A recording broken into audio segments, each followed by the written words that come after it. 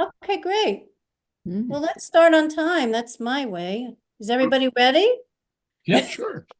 I'm Okay, ready. okay. Let me just. Okay, so hello, good afternoon, everybody, or whatever it is where where you are, and welcome to today's reading, celebrating the launch of this year's issue of Able Muse, a review of poetry, prose, and art. And as you probably know, Able Muse is published once a year, and all of our readers today have work that appears in this issue, the new issue, which is volume 30, can you see it? Volume 31, winter 2023-24, which was just released. My name is Ellen Kaufman, and I have just joined the editorial staff, so I really have to confess I didn't have anything to do with this issue, but it is quite impressive, and so congratulations to the contributors and the editors. You've done a really great job, and I've enjoyed reading the work, and it's so nice to meet you today and be able to hear you read your own work. So before we begin, I believe it's traditional that Alex Pepple says a few words. Alex is the editor-in-chief and founder of Able Muse Journal, Able Muse Press, the newer imprint Book Galaxy Press, and the Erratosphere Online Forum. And Alex is also a poet in his own right. I think he would like to say a few words of welcome. Alex? Thank you, Ellen, and welcome everybody for this afternoon for what I hope to be a lovely reading from the latest issue of Able Muse, which I have somewhere here. So, and usually I have a bunch of links which I give people, give the attendants, but I think this time I'll just say go to ablemuse.com and you'll find everything you need to know about the issue. And I look forward to a lovely reading, and I also have to remind everyone that submissions are still open for the next issue of Able Muse. And so if you are interested in appearing in the next issue, we'll feature poetry, fiction, nonfiction, book reviews, and essays. So go to ablemuse.com and follow the submission links to submit for the next issue. And we usually respond pretty fast, about a couple of days of poetry, maybe a week or so for fiction, and about a couple of weeks for the other genres. So hopefully we'll see you in the next issue, but for now, I'm looking forward to enjoying the reading from the current contributors to this issue. So take it away, Ellen. Okay, thank you so much, Alex. Okay, so the reading order will be first we'll have our one nonfiction writer today, who will be introduced by Nigel Thompson, who's actually the Able Muse nonfiction editor, and then I will introduce the rest of the readers, which will include our featured poet, our one fiction writer, and then 9 more poets. So for the sake of time, we've been told to limit the bios to recent publications. So I apologize for leaving out some of your many accomplishments, but I'll do my best. The prose readers will read for 5 minutes. The featured poet will read for 10 minutes. And the other poets will read for 3 minutes apiece, more or less. And I'm going to mute everybody now. So let's see. How do I do that? Mute all. It seems to have, let's see, it seems to have disappeared from my, it's on the participants, right? Oh, I see it. Okay. All right. Sorry. So I muted everyone. Very important, when it's your turn to read, please unmute yourself. And then we're going to stay muted except for the readers until the end. So if you could just applaud silently like this after each reader, And then at the end, I'll unmute you and we can all applaud very loudly. And then we'll have a Q&A, which will be either out loud or via chat, and I'll monitor the chat for questions if you'd rather submit your question that way. So now we're going to start with our nonfiction writer, Dylan Knight, and Nigel Thompson will introduce.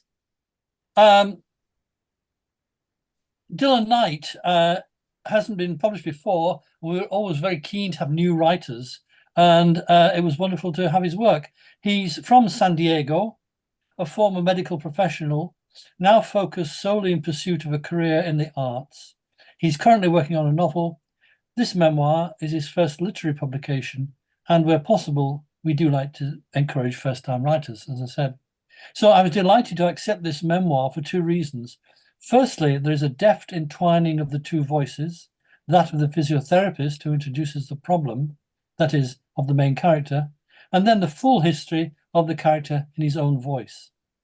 Secondly, there is a splendid empathy given in both voices, and a very moving narrative emerges. So here's Dylan Knight. Thank you very much for that kind introduction. This is a story I stumbled upon about 5 years ago, and then 4 years later decided to write. I met a man once with charred skin. His face, his arms, his torso, coral, leathery and scaled. He looked almost cartoonish, resembling the disfigured side of Harvey Dent, but all over. The physical pain he must have endured was what I thought of at first glance. Pure agony, plain and simple, let alone all else. I was working at my physical therapy job and was tasked with seeing him for a recent fall, which resulted in a suspected rotator cuff injury. His shoulder was in such a state that the MD even opted not to image it, simply assuming he was extensively scarred. On my own initial examination, the tissue and musculature indeed presented as seared and fused near to the bone. He was a melted candle of flesh. When he opened the door to greet me, I didn't blink an eye, having prepared myself with reports I had read beforehand. My discipline had acquainted me with a myriad of horrors in the few short years of practicing home health, and earlier during my studies in other fields, where I observed a plethora of orthopedic surgeries, infections, accidents, and procedures gone awry. Physical therapists like me become the pillar people lean on when the first line of defense, primarily pharmaceuticals and surgery, fails, especially when aiming to sidestep costly revisions and avoid malpractice litigation. Home health is a distinct beast in the healthcare jungle. Entering into the personal and unknown terrains of patients' homes parallels dreaming. One can never predict who or what may appear. I'd worked across the country, my adventurous spirit and flourishing profession offering me ever-changing landscapes. I ventured into some of the seediest, most drug and rat-infested depths of America's worst inner-city neighborhoods, teaching exercises on front stoops of dilapidated walk-ups as the interiors were crammed and bug-infested. My experiences have surpassed what I'd ever imagined as a fresh, optimistic graduate entering a field that was touted as rewarding, fulfilling, and making a difference. So, approaching what seemed to be another middle-class ranch-style home on the edge of a middle to upper-class suburb in an emerging Midwestern city, I was unfazed by the disfigured figure who met me at the door, a forced, sideways smile tentatively brightening his pinkish face. That, at least, was my intention. He introduced himself kindly, welcomed me to his home while struggling with the weighty outer storm door. He was not a tall man, maybe 5'4", and was bent and kyphotic. Patchy strands of combed-over straw-white hair indicated he had been blonde as a youth, a towhead, one of those cheerful cherubic boys in overalls frolicking the yard, chasing summertime fireflies at dusk. No eyebrows could be seen above roomy, wide-set, pale blue eyes. They strained in the early morning light and hinted at a lifetime of struggle. He used a four-wheel walker gingerly. There was obvious discomfort in his right side as he negotiated the door and rug, laboring to turn in the tight space of the entryway. He then led me down the hall, limping with his antalgic gait into the kitchen, where he sat by a neat but crowded table. He offered a chair and a cup of coffee. "It's fresh brewed," he said. "Only Folgers, but not too bad if you ask me. Better than instant. Help yourself if you'd like. The cups are above the maker. I'd get up, but..." He sat as uncomfortably as he moved. I'm okay, thanks, I said, eager to get right down to business. So it looks like we're here for your shoulder. The right one, is it? Any pain, movement? Can you do anything at all with it? It looked like you had trouble with the door and walker earlier. He lifted the arm about 6 inches off the laminate table surface and winced. His hand shook like a frail tree branch in the wind. That's about it, he said with a sigh. Can't even drink my coffee with it. I use my left for almost everything, even if it ain't much better. But I've seen worse days, so I can't complain. We'll give it our best. I won't promise miracles, but I do have experience with shoulders. If we can reduce some of the pain so you're able to enjoy your coffee, that's a start. We'll see. He nodded and attempted a smile. Young man, I'm no stranger to pain, but I'll give it a shot. He replied with another seemingly forced smile, and I thought it might be because the skin around his mouth and what was left of his lips were framed into a permanent frown. That morning I worked with him, palpating and assessing a shoulder unlike any I'd treated. It seemed as if the muscles and tendons had fused from some past trauma. Despite his lizard-like skin and tearful eyes, this kind man was open to my suggestions and a few starter exercises. He said he would do them on his own during his TV time. And that was that. On to the next job. But he was difficult to get out of my mind. Like a toothache, he lingered. Thank you. Thank you. Thank you. I wish we could I wish you could keep going. You can read it in the book. I have, yes. I wanted to hear it again. Thank you, Okay. So next up, we have our featured poet, and there's our featured poet in this issue is Ned Balbo. His newest books are The Silburn Touch Me Nuts. Am I saying that right? Silburn. Silburn Touch Me Silburn Nuts. Touch Me Nuts. Silburn Touch Me Nuts, winner of the new Criterion Poetry Prize and 3 Nights of the Perseids, right? Perseids. I say Perseids. Perseids, winner of the Richard Wilbur Award, both published in 2019.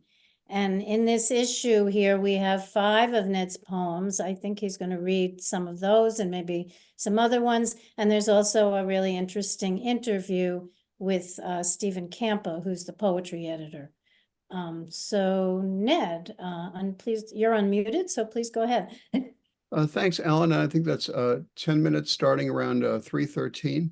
And I wanted to just say thanks to Alex, for having me, and also to Stephen Campbell for reaching out and doing such a great job with the interview. Stephen's a poet I've admired for quite a few years now, so it was really an honor to talk with him and to have that interview and to have that conversation. I wanted to start out actually with a poem from 3 Nights of the Perseids, which was the Richard Wilbur Award winner. And one reason I want to do that is because I wanted to mention that many of you may know that the University of Evansville Press has shut down and that the Richard Wilbur Award is no more.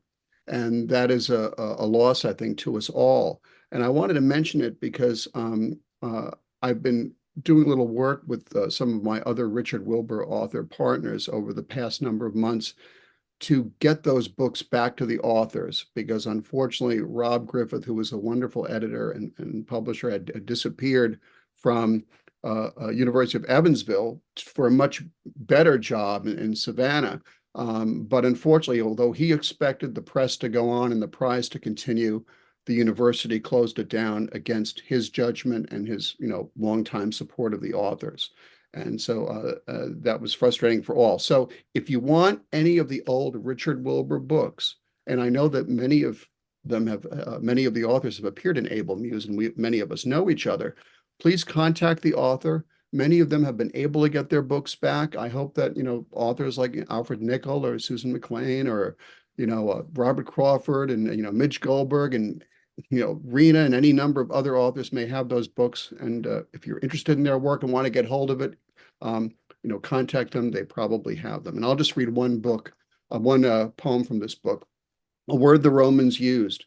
The Latin word for poetry, Carmen, is also the word Romans used for song. A magic spell, a religious incantation, or a prophecy is the epigraph from Dana Gioia. And Carmen, although my dad's name was Carmine, is also the name his family called him for some reason, Carmen, a word the Romans used. Carmen, the Latin word for poetry, is the same word the Romans used for song. My father, Carmine, played accordion. His sisters called him Carmen. Were they wrong to hear his music as an incantation, off the beat, bound to a single key? A magic spell, a song, a prophecy, each holds the power to lift us. For how long, clouds breaking, did a dark sky hold the sun? Was it a star in motion all along? My father's namesake was Mount Carmel's vision. Ailing, he kept her scapular nearby, useless without the right words. When he'd pray, I'd think, words for the old or very young. Carmen, his sisters smiled. They loved to listen. Carmen, Carmine, Carmel, on each tongue that knew which name to speak or leave unspoken. Mary, an apparition. Borne away, the bellows resting on his knee, he'd sway. Who are these women she was blessed among? Each word a child speaks puts stars in motion, or twice blessed, they stay where they belong. Words bring the charm, become the talisman that summons Carmen, prayer, and poetry.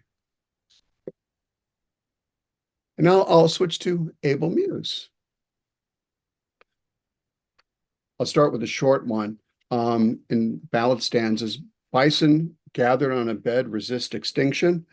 And this is based on the art of Frank Moore, who was a painter and AIDS activist. And the poem describes the painting. Bison gathered on a bed resist extinction. The sheets milk white and crystalline, snow falling out of sleep.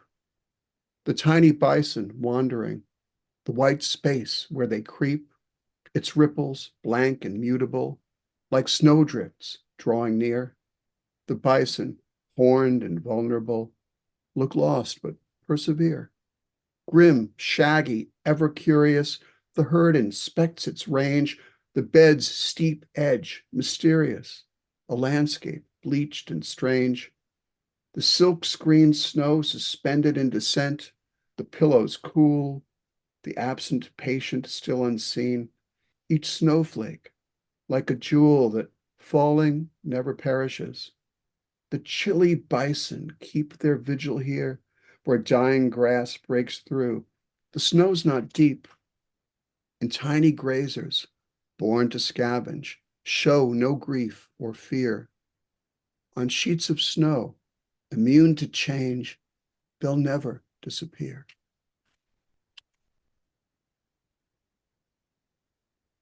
Firefly hair.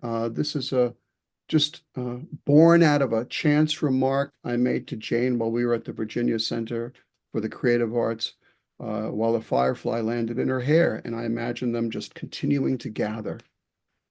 Firefly hair. Is it strange to find a firefly in your hair? Better to leave it flashing, ghost green and luminescent to the timing of your words. But suppose the sum increases every hour, a gentle gathering so gradual and silent, though it's you they're flying towards, there's nothing you can do but leave them there. And if, in multiplying, they're revealed in an instant to have found, like bowerbirds, sanctuary in the tangles, should you fear the cool spark of their pulsing, their faint shine when day is spent, or the glow that disregards your own disquiet?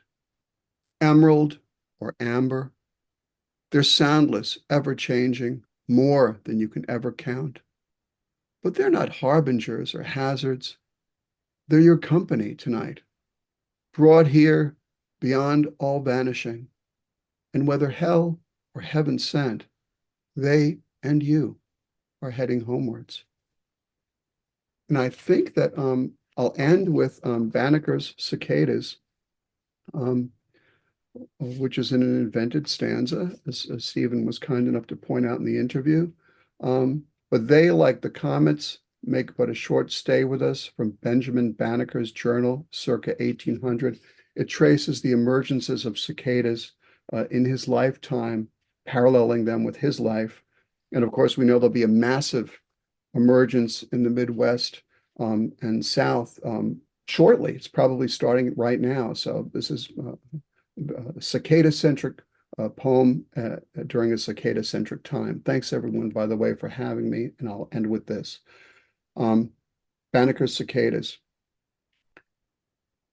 Autodidact future naturalist Ben Banneker thought the locusts, cicadas really, were a plague. Awed by their song, impressed, but uncertain of their purpose, he watched their surge and epilogue closely. They made him nervous. Fearful they presaged famine, he killed as many as he could, but he and they were only 17, and killing them would do no good. Surrendering this vain pretension, crops thriving when they'd gone, he recalled his family's star lore, the African tradition of a people he couldn't name. Should he become an astronomer? A pocket watch revealed time. He calculated scale and carved each crucial cog to fit a clock, its wooden workings summoned by pure nerve, and faithfully, every hour it struck. He read voraciously, observed the stars, Mercury and Mars, through his cabin's skylight, lived alone, joined of the surveyors hired to map a capital city, but when L'Enfant, always combative, now dismissed, left spitefully designs and drafts in hand, some say Banneker saved the project with blueprints drawn from memory as planned. He gave Columbia its district. Back at the farm, he compiled almanacs of tables, figures, facts, each ephemeris a marvel of celestial mathematics, eclipse predictions, cures. He saw Jefferson's goodwill toward them of the deepest dye. The future president replied humbly, this free man Banneker's own gifts of proof that couldn't be denied, though Sally Hemings filled his tumbler. Through it all, the 17-year cycles came and went. Still, Banneker jotted down impressions in his notebook chronicles, and still the insects rose and fell before the change of seasons. Who foresees what history knows? His lifetime paralleled the rise of a troubled nation, forces unmoved by one man's talents, furies quelled only to rise. The final chorus he'd witnessed in the spring of 1800 made Banneker look ahead. These winged creatures, like the comets, do not long abide with us, though while they do, they're merry, resounding till they plummet from a bush or the highest bough. Their periodic return, he wrote, 3 years shy of a score, happens by some occult cause I've yet to learn. His famous clock sounded the hour.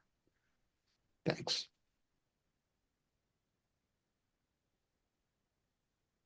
Wow, that's a fascinating. Can you hear? I'm not muted, I don't think. The story in that poem, I mean, the true story in that poem is quite fascinating. It really is. It's a wonderful series of quotations and remarks and notebook material that I consulted and occasionally only tweaked a bit to fit the meter or the rhyme, but all of the Yes. material attributed to him is from his source material. It's just amazing. Thank you. Thank you so much, Thank Ned. you. Okay, so next up is fiction. Our fiction writer today is Annie Shepherd. Annie's fiction and nonfiction have appeared in North American Review, Greensboro Review, and North Dakota Quarterly. So Annie, if you could please unmute yourself and go ahead. All right. Thank you. Can everybody hear me okay? All right. I'm going to read from the short story called Off to the Races. We came to this dirty, low-down diner as a compromise. As in, okay, you don't like going shooting, so how about we try something familiar to you? But the diner is also where his mother works for that sleazeball, Bill Wilkins, who was always into her back in the day. And I can hardly think of anything else sitting here while this boy somehow commences with his second burger. Nathan, I say, thank God, you eat. I think I see in the heat of the moment the tiniest speck of something in Nathan's face. a happy look in the sides of his mouth and the way he puts his eyebrows. But all the same, I have a feeling an explosion is going to happen today if he doesn't talk soon, talk about anything. And I have a feeling what the explosion is going to look like. If it's physical, it's going to be a sucker punch into this nerdy kid's nose. If it's verbal, it's going to be me saying something like, you were the one who called me at 2 a.m. last night and asked me to come, saying, Dad, I want to talk to you. Please, it's important. After not calling me for 3 years and refusing to talk to me when I tried to call on your birthday 1 year before.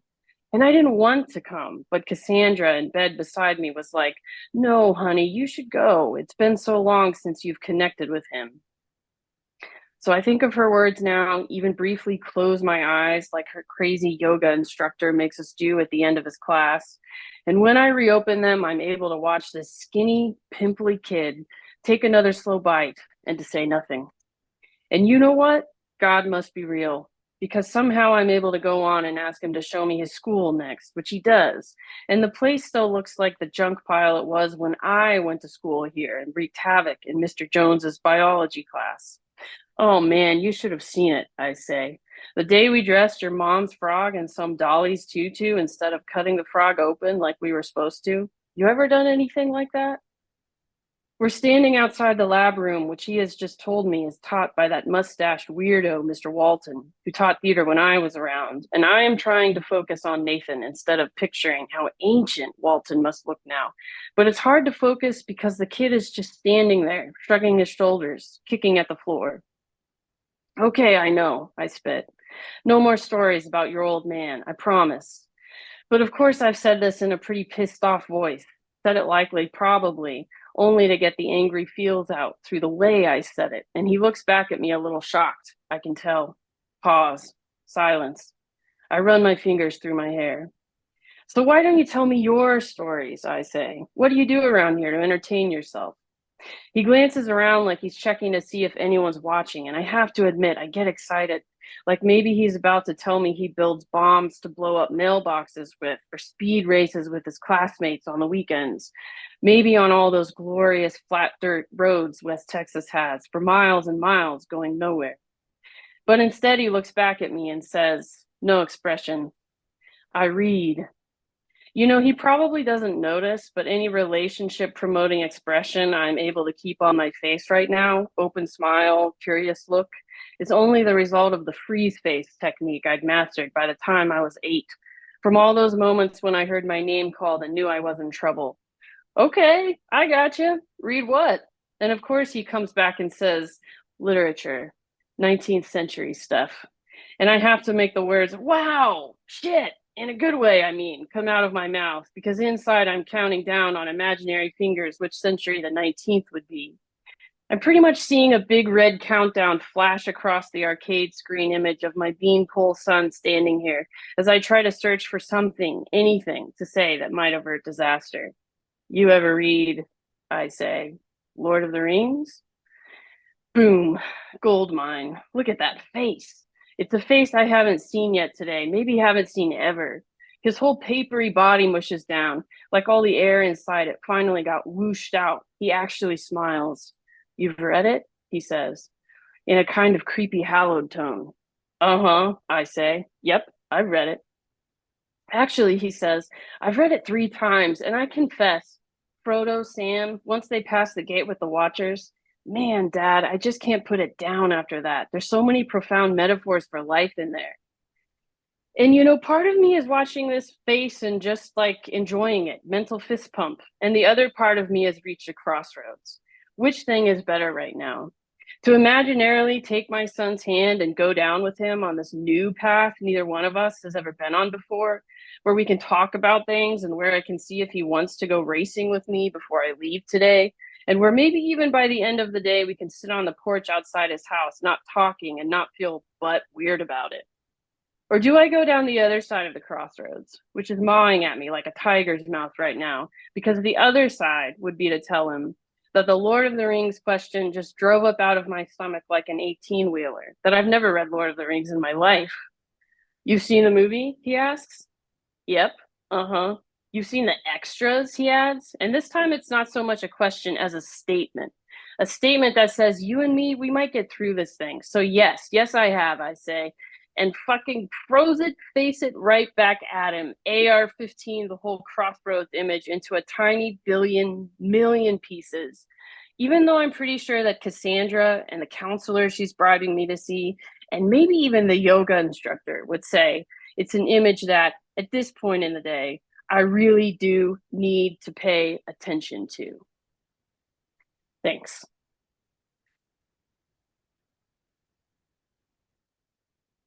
Thank you so much, Annie. That's a very upsetting story. You read it very well. Everyone should read the end. Kind of a cliffhanger. Okay, our next It gets slightly better. Yeah, it all comes to a head. So then our next group of readers, these are the poets who are reading today. There are more poets in the journal, but we have 9 poets who will read today in alphabetical order, and they are reading about 3 minutes each, more or less. So we're doing fine on time. So our first reader is Malcolm Farley, and I'll just read a brief introduction before each one. Malcolm Farley's poems have appeared in Agni, The New Republic, the Paris Review, the American Scholar, Commonweal, the American Journal of Nursing, Harvard Review, and the LA Review. So Malcolm, if you can unmute and go ahead, please do. Thank you, Ellen. And thank you to Alex Pepple and Stephen Campa for including a poem in this issue of Able Muse. And I'm excited, and thank you to all the folks who turned out for the Zoom meeting today. I'm going to read 2 poems, both sonnet adjacent poems, one from the issue of Able Muse and another related poem. Holier than thou. Everywhere last summer, we saw praying mantises on the yew, the kitchen door, a holly that screens the boundary between Jean's yard and ours. Faintly comical at first, 2 barbed hands clasped, their heads like tiny goofy hats a vicar might have worn in Richardson or Austin. They seemed less funny as they grew, fatter, bolder, more devout. 3 inches long by August, they dared to prey on hummingbirds. Hanging upside down, a parody of contemplation on our feeder, one suddenly lashed out and speared a baffled victim's skull. Brief scuffle. Loud, wrong chord on the piano. How I hate them now, their ravening, their desecrations. They lie in wait, so holier than thou. Greenish, sickly lemon, corpse white. And then this next poem is designed to demonstrate that not all of us, that I should say, I don't have a full-time assignment in Taylor Swift's tortured poetry department. I have a half-time assignment in another part of the University of the Arts. And this poem is also inspired by village life, specifically a mysterious, to me at least, sign on a storefront in our village. It's entitled World Class Music Products Company. Is English the only language that thinks 5 nouns plopped down in one dumb row form a phrase the mind can easily tune and whistle? What is a music product, anyway? A symphony, a torch song, an MP3 file, a sine wave? I wonder if our village assembles any world-class exports, or whether we're strictly a venue for locavores and neighborhood grackles. That doesn't bode well for me, to be frank. Can I even define music if push comes to shove? superior noise, a salve for savage breasts. It's dusk, and nearby, an overwrought starling launches a Twitter cacophony. One by one, lightning bugs rise and ignite. Synapses fire and crackle like the night sky's earliest stars. Katydids clitter. Thank you. Thanks very much, Malcolm. Our next poet is Rachel Hadas. Rachel's most recent books of poems are Pandemic Almanac from 2022 and Ghost Guest from 2023. 2 new books will be out next year. She's very productive. 44 Pastorals and From Which We Start Awake. Okay, Rachel, go ahead, please. Hi, thank you, everybody. Thanks, Alex, and thank you, Stephen, and hello to my pen pal, Nigel, and my neighbor, David. This poem, a name for it, is in Able Muse, and it was written about the last semester I taught at Rutgers before I recently retired. So this would be about a poetry course I taught in the fall of 2022, and having gotten off Zoom and sitting around a table again, I felt, I don't know if I'd say close to my students, but I felt a connection. And this is called A Name for It. Chevron, vocation, hollyhock, oriole, euphony, avocation, mourning dove. What does this word mean and that word mean? The students called their questions down the table.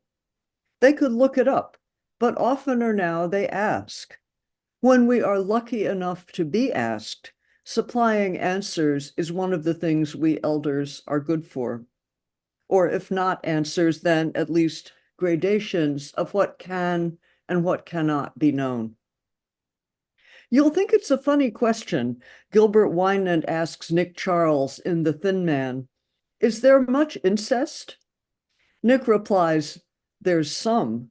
That's why they've got a name for it. Even if the thing remains forever slightly out of reach, a name for it. And so, Matai, Octavia, Monet, Ibrahim, Matthew, Aditi, Halema, Christian, Nick, Miguel, Jose, Sophia. I offer you my sense of what the name stands for, stands in front of, underlies, in the poems you've been reading every week. This is an understanding I derived from what I read, and earlier from what my mother read me. I can see her, hear her voice reach through me toward you, week by week, offering you the sense of something that, in the realm which you have now all entered, however fugitive, was there and waiting.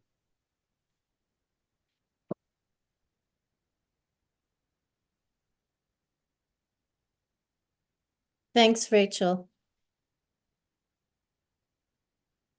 Christopher Hewitt's work has appeared or is forthcoming from the Adrot Journal, Ecotone, the Southampton Review, 32 Poems, and elsewhere. So, Christopher, would you go ahead? Yes, hello, thank you. So I'm just going to read the poem in the edition here, Last Blue Hour at the Office. The monitor's liquid crystal windows close, and darkening blues, tinting the sky, the bay, the watery clouds, the cloudy water, imbue 3 years, almost 1,000 afterglows. As Whistler, for his nocturnes, layered coat on coat of runny paint, so this gentian haze, layered from accumulated moods, their highs, their lows, softens the view. Highways float. Across the blue-green plate glass high-rises, the crystal liquid windows broadcast rooms, fluorescent white or lamplit yellow dreams made real. To whom? Directors? Heiresses? Diodes that pixelate the Bay Bridge swoops and cables twinge like nerves in a waking limb, glittering, while from midnight blue to plum, across the bay, a heavier nightfall sweeps. Thank you. Thank you so much, Christopher. Okay, next up we have my neighbor, David Katz. David M. Katz's fifth collection of poems, The Biographer, was published this week by Dos Madres Press. He edits the David M. Katz poetry blog. Okay, thank you, Ellen.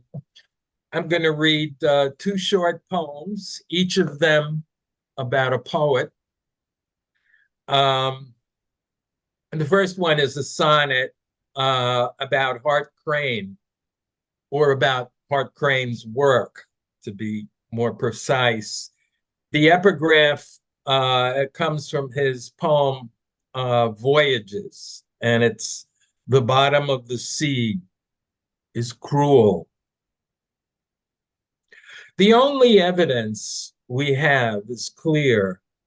Hart Crane was never who we thought he was.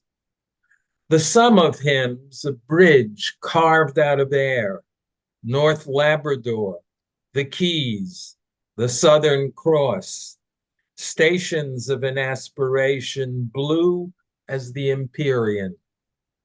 He's not someone we lost at sea in 1932. Yet that's the man we fix our focus on. He breathed his last just shy of 33, and then was made a martyr to his art. The agonies of his biography, the many ways in which he fell apart, deflect us from the lexicon he is, the only part of him that surfaces. And this next poem concerns Laureen Nidecker, lovely, precise musical poet who called the factory where she made her poems the condensery. In the condensery, Laureen Nidecker wrote about water, how it buckled the wooden floor of their cottage in Wisconsin, on Black Hawk Island, to be precise, as she was, her father a carp fisherman, her mother going deaf, presumably inattentive, providing the girl with many silent hours to condense the things she saw into milk, fish, broad generic words which could suffice for the watery green of her girlhood, no names necessary. As she grew, she saw her trade as working in a condensery, which was her word for where she would silently boil and sweeten her given pint of language and condense her father's catch. Thanks so much. Thank you, David. That was very interesting. Okay, next up we have Jennifer Keith. Jennifer Keith was a finalist in the 2020-21 Erskine J. Poetry Prize from Smartish Pace. Her first full-length book of poems, Terminarch, was chosen by David Yetzi for the 2023 Able Muse Book Award and is due to publish in 2024. So Jennifer, please unmute yourself and go ahead. Thank you so much, Ellen. Thank you, Alex. And thank you, Stephen Campa, for wanting this poem for this beautiful issue. This one's called Snowplow. They love to talk about the naked page as metaphor for staring down the void. Exciting, maybe, till you reach the age of 30. One would hope by then you've toyed with images of self as tilting night of the apocalypse enough. For now, twice past the mark, you have the right to name the task for what it is. To plow an oblong parking lot knee-deep in snow. The engine and the scrape, the backup beep and rev, the only sound. Row after row, with mounding end stops gathering like sheep, the making is unmaking, leaving just a shallow layer. Salt will do the rest. Sometimes it's powder, or an icy crust makes slower going. Still, you do your best and then go home. Tomorrow, cars can park, not your concern. You're aching, feeling old. It's good to have a job, despite the dark, despite the loneliness, despite the cold. Thank you. Very nice. Thank you so much. Our next reader, Forrester McClatchey. Forrester McClatchey's work appears in Hopkins Review, 32 poems, Birmingham Review, 5 Points, Gulf Coast, and elsewhere. And he was a finalist for the 2023 Vassar Miller Poetry Prize. All right. Thank you to Alex, Stephen, and Ellen. I'm going to read a poem that describes a place that is the opposite of beauty, a parking lot. This is something that sort of describes the daily ritual of arriving at work. I work at a high school, and people arrive around the same time and climb out of their cars and then go back to dig things out. So this is about the subtle transformation that happens when people are digging things out of their car. It's called People Getting Out of Cars. Hunched and rummaging, they rearrange their cube of private air, their furtive cave, grappling at the tools of the day. It's strange, embarrassing, like watching someone grieve or pee, with a "you should not be watching that" frisson. Their heads are nestled in the dark, a few crumpled napkins snow to their feet. They turn around, cheeks slightly flushed, to mark who's watching them, then hunch, resume the search. It almost doesn't matter what they bring out of the gloom, a purse, a gun, a comb. It is the face they wear, the instant they lurch back to the world, alarmed by everything. The way a child looks, fresh from the womb. Thank you.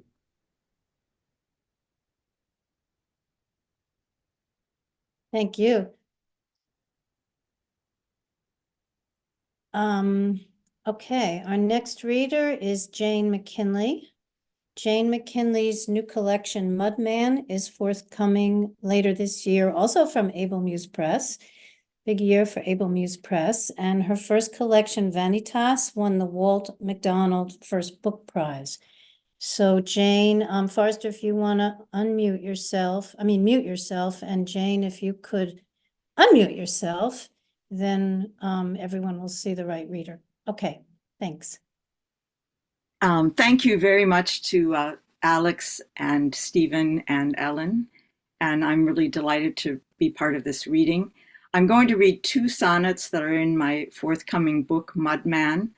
The first was written in memory of my Dutch mother-in-law, and the only Dutch word you need to know is komijnekaas, which is the wonderful Dutch cheese with cumin seeds.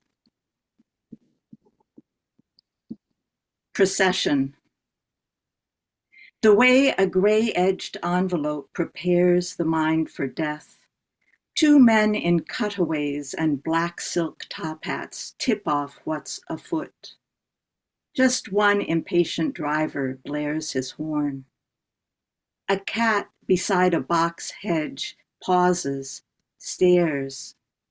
3 matrons perch on bicycles, the day's provisions tended to. Espaliered fruit trees stretch their limbs. A magpie calls.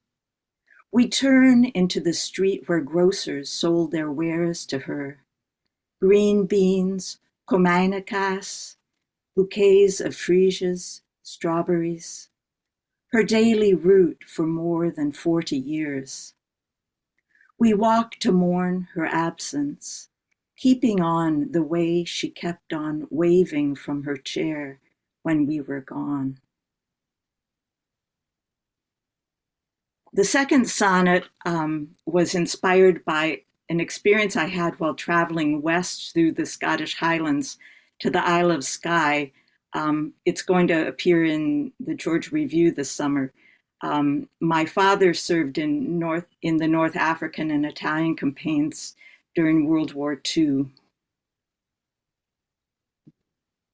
On the road to Skye. We pull off the highway to take in Ben Nevis, mountain with its head in the clouds. But today, the peak is fending off whole hordes of clouds to show its stony face. My own head is full of my father, who practiced maneuvers lying low in these highlands after landing in Belfast in 42. Standing here now, I know he saw this mountain. He often spoke of returning to Scotland. I'd watch his blue-green eyes grow wide when he tried to describe the wail of distant bagpipes in the mist. Had he ever climbed a mountain? 23, a prairie boy who grew up on trees and gaping sky. This may have been the last place he felt safe. Thank you.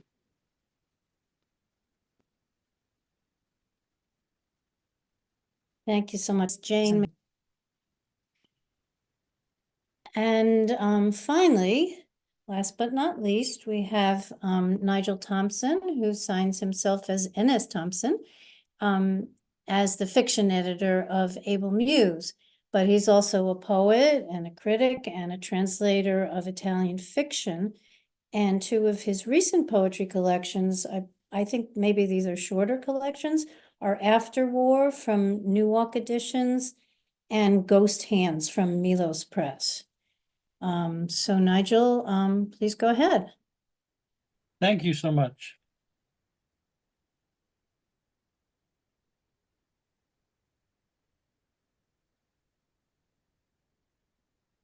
Am I on? Yes. Yes. Can you hear? Yeah, right. Yep. I was a bit of a monkey as a child, a rather deft monkey, as you'll see. This is light-fingered exercise, and it is true. I'm sorry to say. I stole a matchbox toy from the display, an armored car, note well, and nothing ever pierced the shell close round me. Nothing would I say when questioned closely as to how I came by it, not from the shop that it was lifted from. To cop the lot, acknowledging my blame, was too much truth for anyone to bear. Father, his son a thief? Me too, preferring show of grief and protestation at unfair, accusing fingers, more accusing mind. So in the end I cried, and he, knowing well that I lied, preferred the fiction to be kind. Thank you very much. Okay, well, everybody has kept to their time limits very well, including myself, I guess, because it's about an hour that we've been going. So let me open this up, and I think, okay, can we all clap? Can we all clap? It was terrific. That was absolutely terrific. Terrific work. Really nice. Okay. Really nice. It was really wonderful. Maybe we can. Okay. Ellen, you forgot me. This is Susan McLean. Oh, thank you for telling me. I'm so glad. sorry. Wait a second. Don't forget the beautiful poem she wrote. Last but not least. I thought I'm really sorry. Okay. Well, you're last but not least. Okay, you're last but not least. I'm really sorry because somebody else canceled out, but okay. Susan McLean. Okay, so I knew I would screw everything up. Okay, I'm muting you all. Susan McLean's poems have appeared recently in the Ekphrastic Review, Blue Unicorn, and The Lyric. And her third book of poetry, another Able Muse Press, her third book of poetry, Daylight Losing Time, is forthcoming from Able Muse Press. Okay, Susan, I really apologize. I knew you were here. Okay, please unmute yourself and go ahead. Thanks everyone for being here. My poem is a sonnet and it's called Taking Care. The dailiness of it, the repetition, the needs that must be met, plus little treats to give banal days range and definition. A ripe fig, scarlet maples, flan.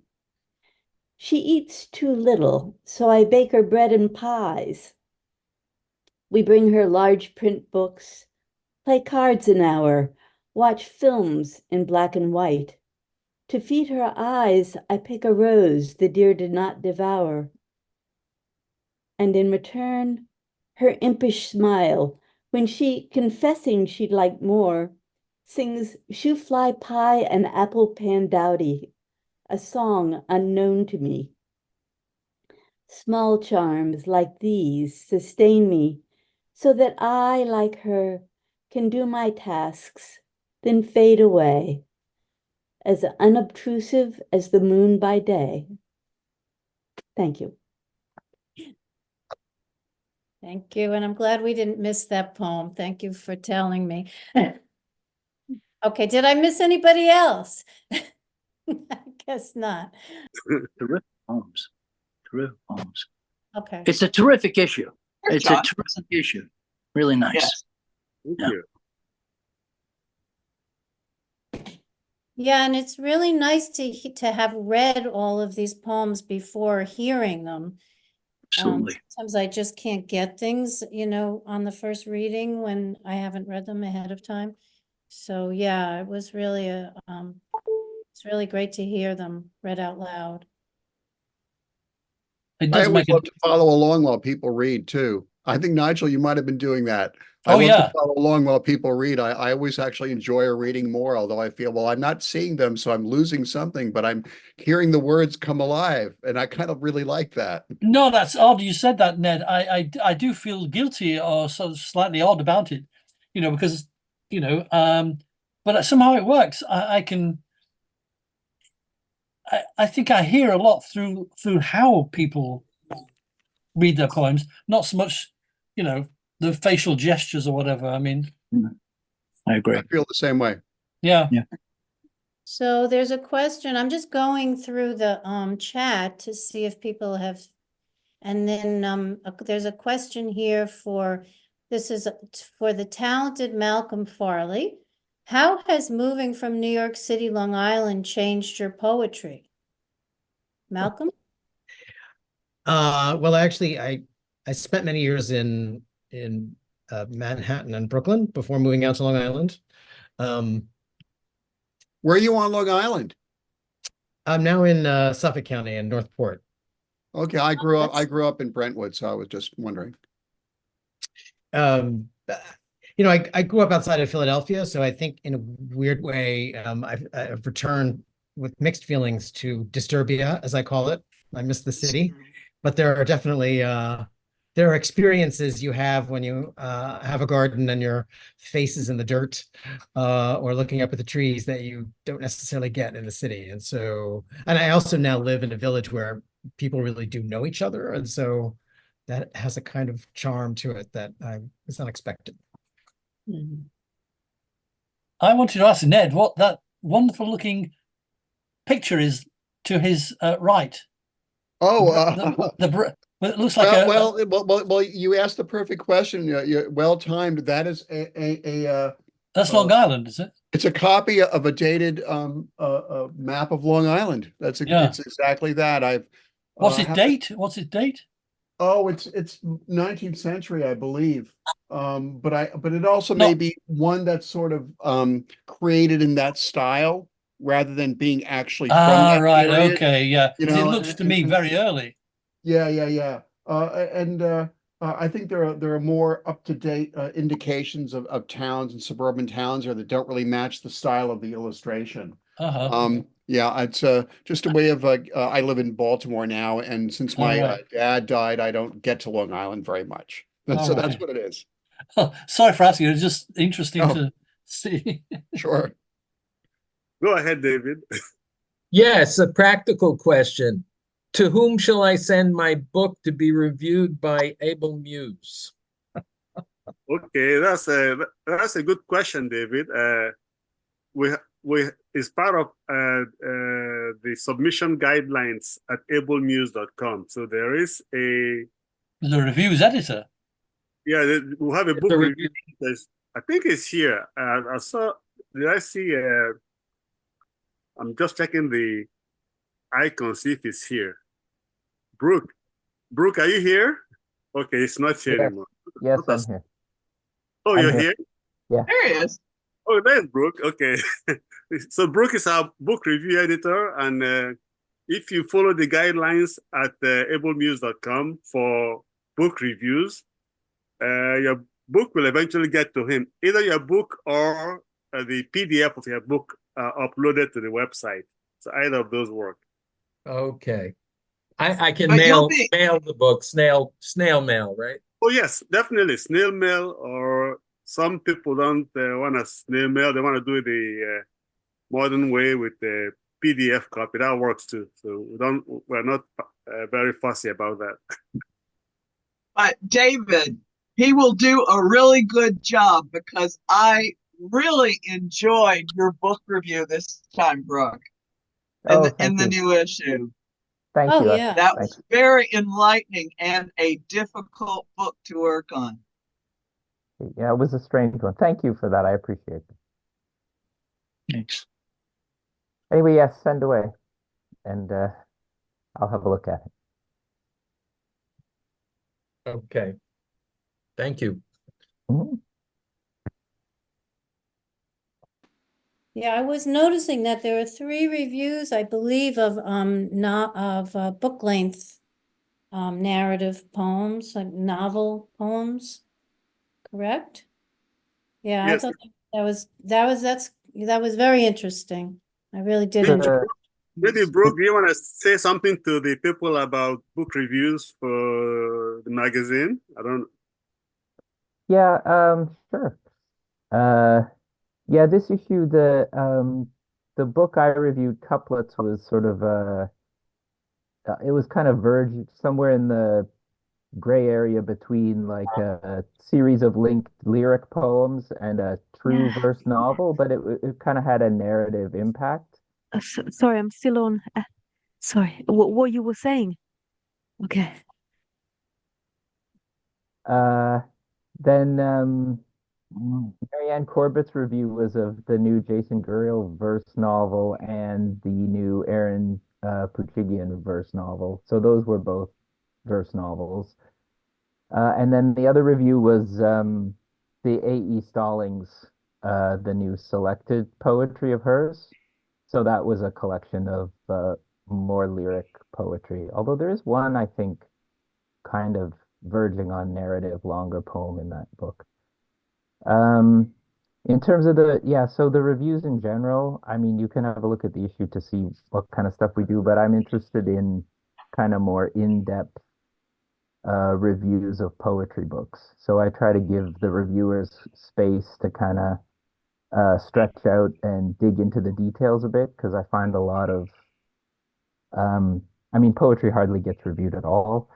And when it does, it's usually like sort of 600 words about how muscular the lines are or how evocative the lines are or something. Their poetry reviews are almost as cliched as the books they're reviewing sometimes.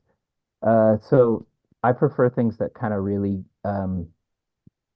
dig in a bit, and I don't mind giving reviewers space if I think the book is interesting to really kind of go into detail.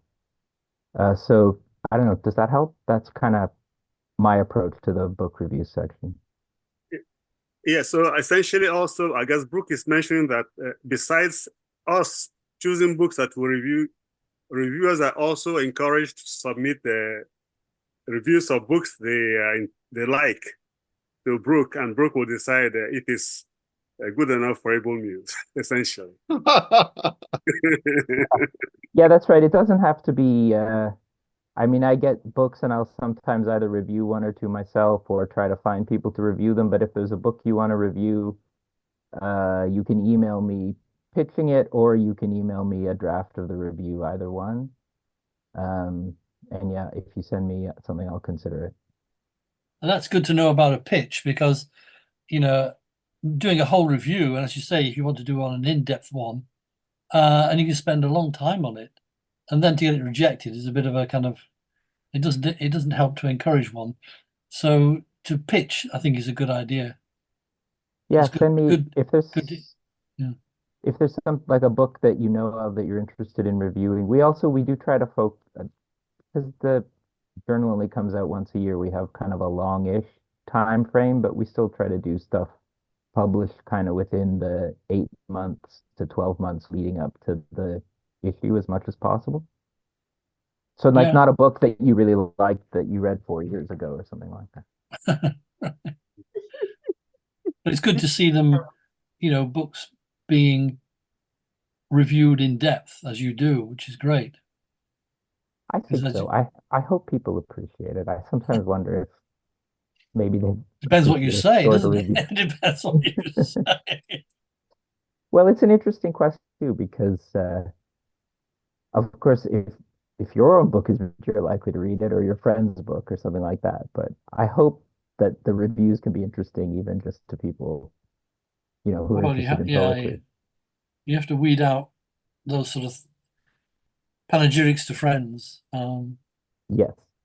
I would just add that the shadow of the death of one of poetry's greatest readers, Helen Vendler, hangs over this discussion for me. I was very privileged to study with her, and I can't think of a critic writing today who can read along the line of a poem as a writer would in writing a poem as Helen was able to. We may disagree sometimes with her, and many do, with her choices of her taste in contemporary poetry. But if you look at The Liberties, which is a magazine, sorry to mention another magazine, Alex,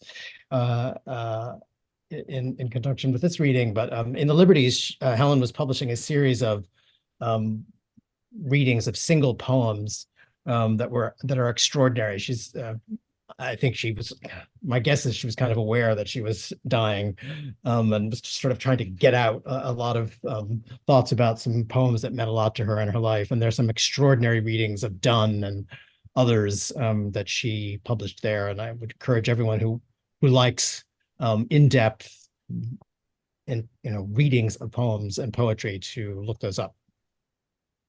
Once you finished with the Able Muse review section, of course. I'm sorry?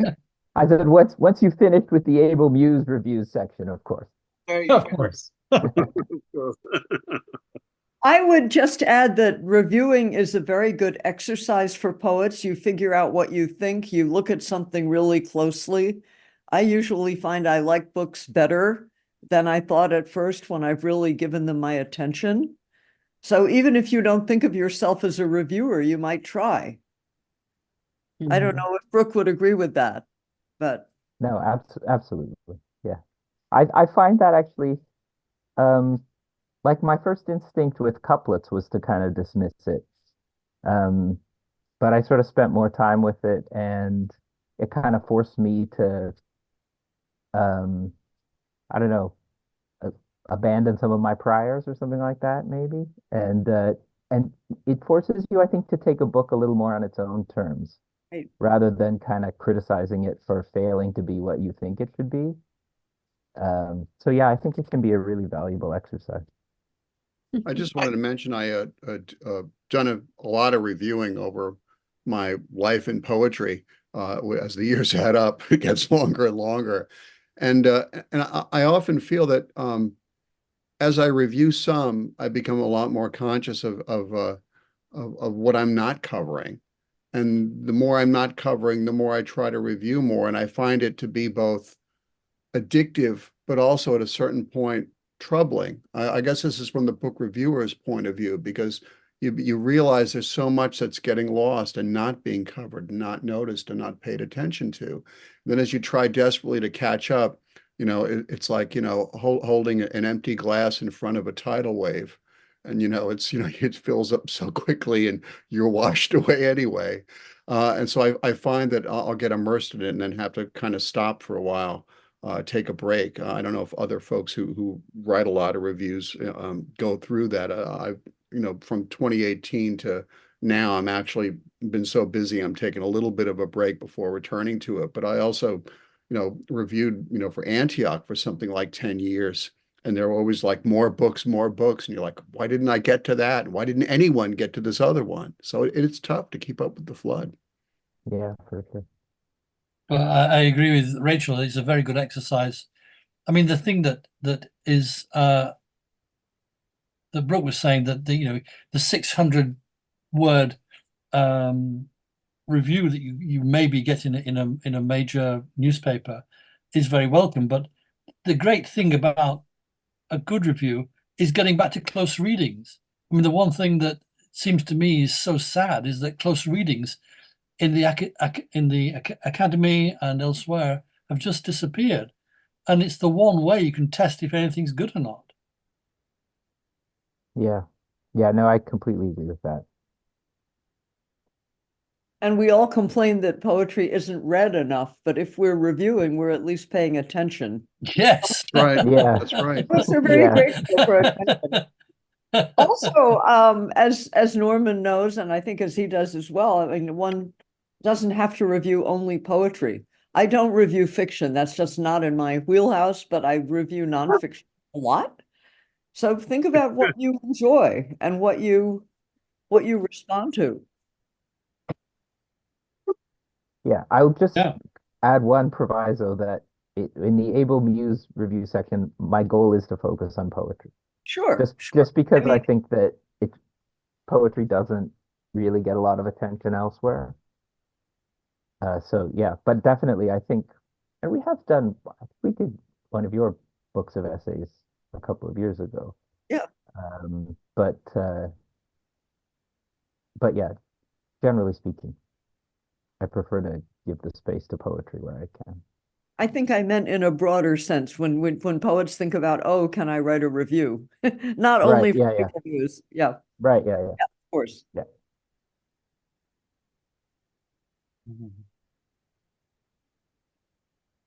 Yeah, I guess that ends the book reviews section of the discussion. I'll mute myself again. Do But we yes, have any, do very we have any welcome, other very welcome. editors here? I don't even know who's.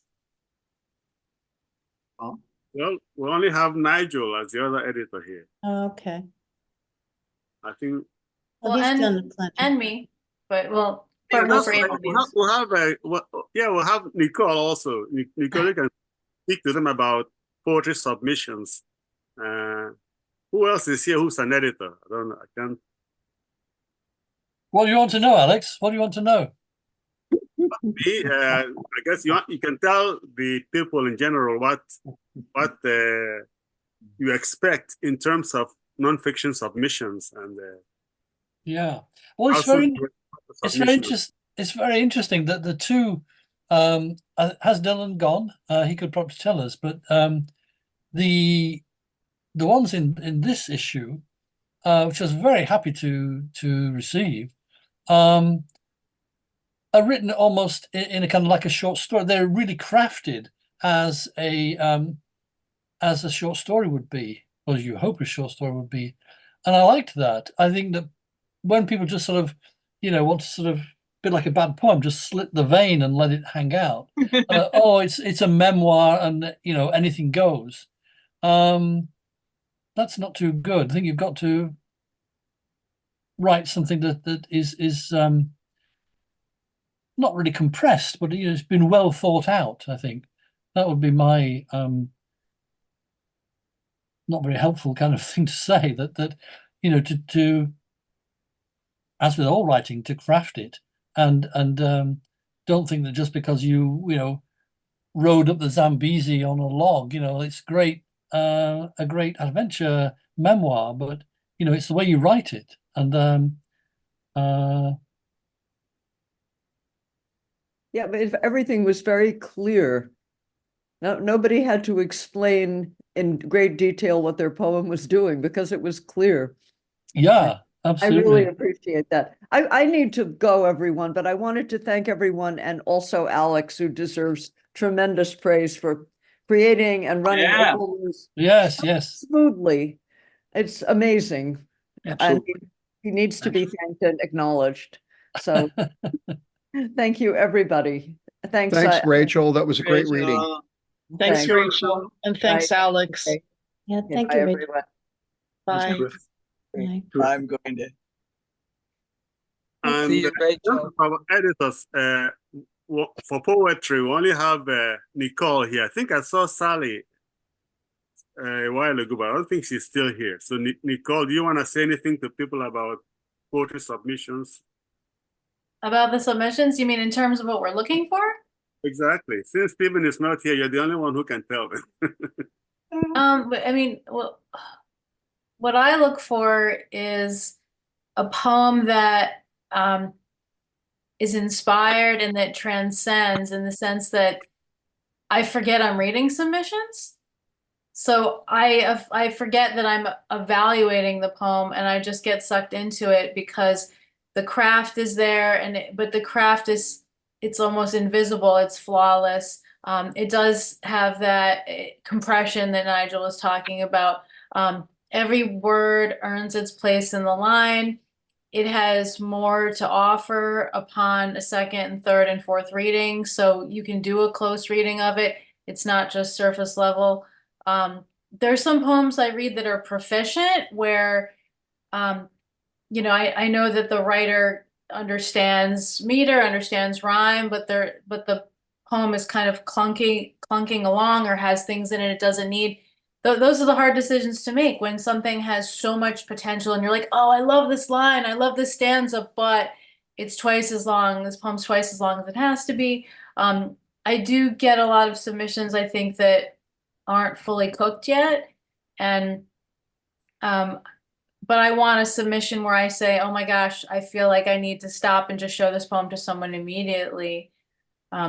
It doesn't really matter what the topic is at all. It could be the topic that I thought I wasn't interested in at all, but a poem that absolutely knocks my socks off. I don't think there's enough attention paid to craft in poetry nowadays. Like, just slapping something down and chopping it up with line breaks is not a poem. So, but you know, I'm preaching to the choir here. I mean, you know that. But just as a matter of interest, do you actually, I mean, you know, I edit. I mean, I will, you know, go through things and you know, properly do line edits as well as bigger edits. Do you do the same with poetry? I've never tried I mean, that. I'm a relentless editor. I will, or reviser. There was just a podcast the other day that it was the poetry space, and that the topic was revision. So I was talking about revision. I mean, I always say, when I go to my writing group, it's like Fight Club. I want you to hit me as hard as you can, and you just have to put your ego on the back burner, and you take all the feedback. And whether it's a whole stanza, a line, a word, a phrase, like, there's no length I won't go to make it the best I can make it. It might not be perfect, but it's the best I can do. And I'm willing to put in the time and the effort. I'll go back and I'll just, I have no problem with revising over and over again, because I know that whatever comes out, either the first draft, or I'm a very fragmentary writer anyway, so whatever comes out initially is not going to be the finished product. Well, you're talking about your own poetry here. Oh yeah, you're talking. Is that what No, you're I'm talking? Or talking do you about mean like submission. I will work? Do you mean I will contact the poet who submitted and say, oh Yeah, and say, look, stanza 3 is rubbish. Yeah, Get rid of it. in general, Or that word is yeah. bad. Get another one. If, for example, there was a poet who had a poem that I thought was really intriguing, but the title made a reference to something that could have been misconstrued as something else that was like culturally relevant at the time. And I said, okay, this is gonna send people off in a direction that you don't want to go. Could you maybe work with that? So I worked with her on that, and maybe some other little changes.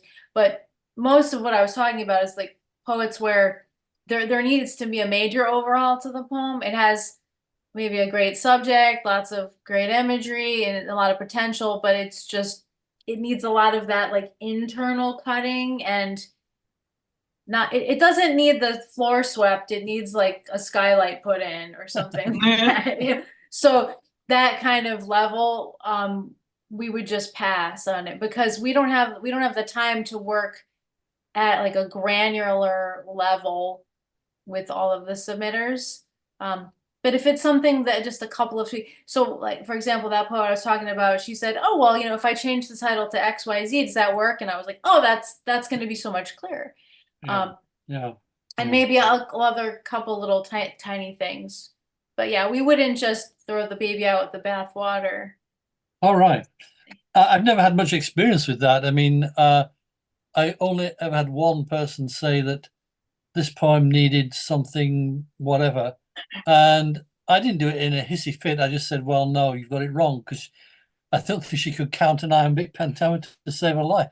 So I just said, well, it also depends on who the person is telling you, right? It's like if I submit to a journal and I really respect the editor and I know that she knows what she's talking about, and she says, look, you submitted this piece, but I think you could just axe the last 6 lines and it's a stronger poem. At first I might say, oh, but there's something I like in there. And then I think, you know what, she's absolutely right. And it is, brevity is the soul of wit. It is a shorter, funnier poem, the first 8 lines.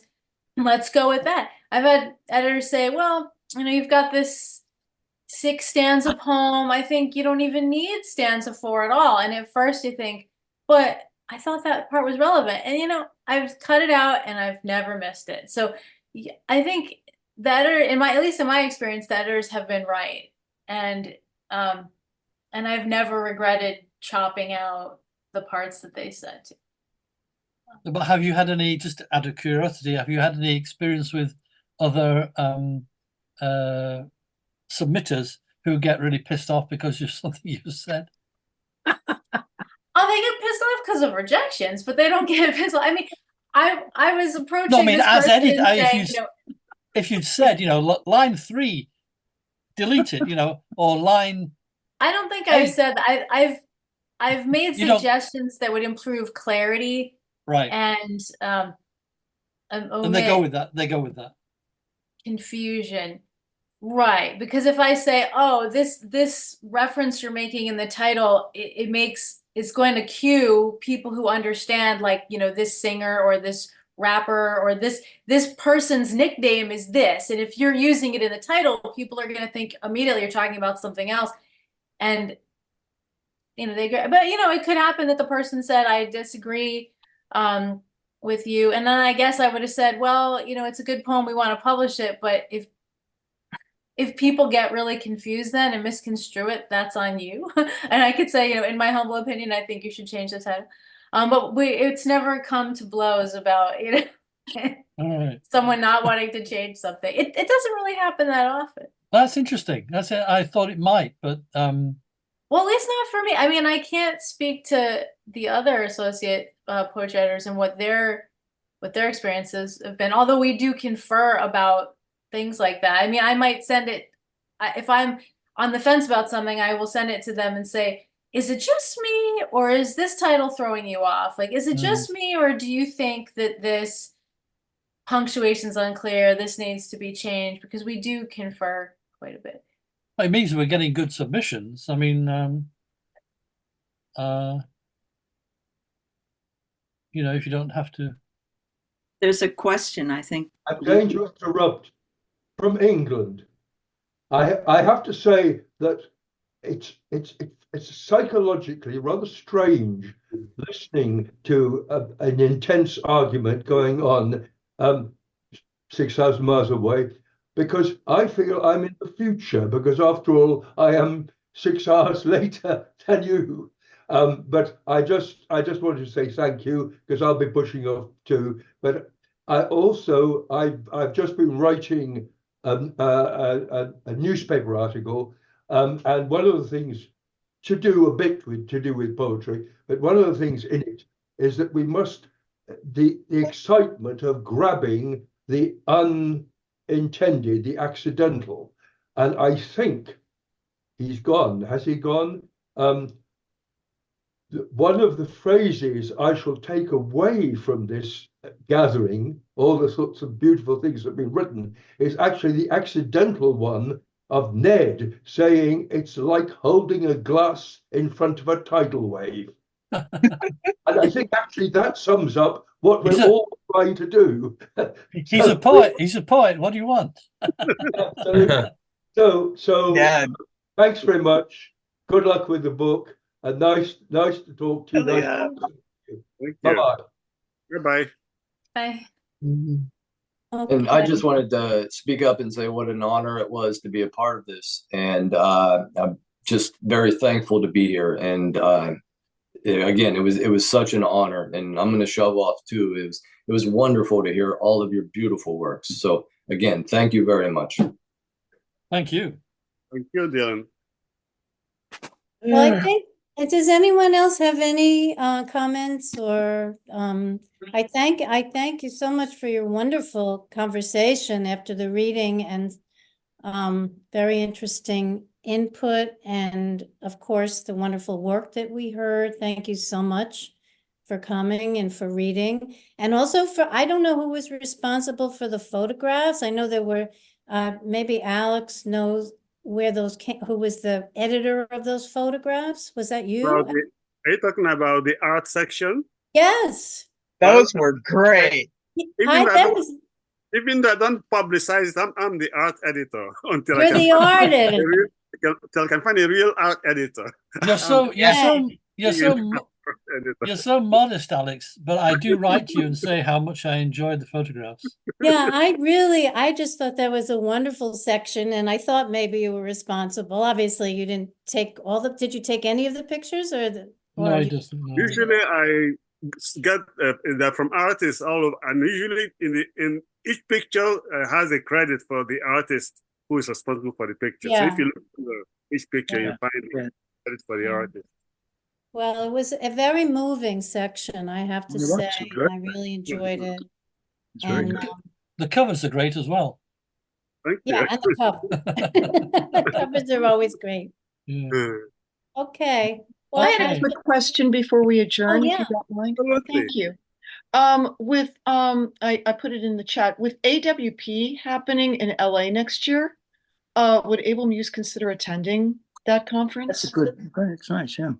That's still that's a possibility. Right now, I guess we'll have to look into it and see. Yeah, great. But that would be a good one to attend, since it's a very familiar city. I used to live there.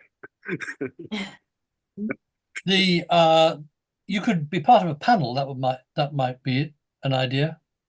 Yes, I'll look into it. Right now, I can't say definitely one way or another, but it's more likely than not. Good. Hello, friends. Hi, Lee. You have a question, Lee? Yeah. Oh, no. I need to get going. It's good to see everybody.